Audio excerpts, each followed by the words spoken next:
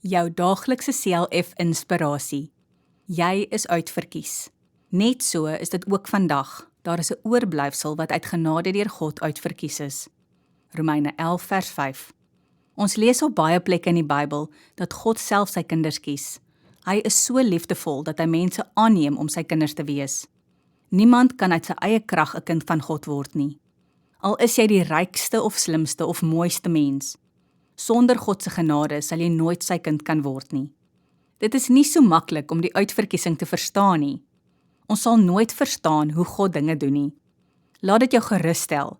Reeds omdat jy nou hierdie stukkie lees, kan jy weet dat God jou uitverkies het. Jy sal nie in die Here se woord belangstel as hy jou nie deur sy genade uitverkies het nie. Wees elke dag dankbaar en prys die Here omdat hy jou as sy kind aangeneem het. Kom ons bid saam. Grote Here, ek kan nie vir U genoeg dankie sê omdat U vir my as sondige mens aangeneem het nie. Amen.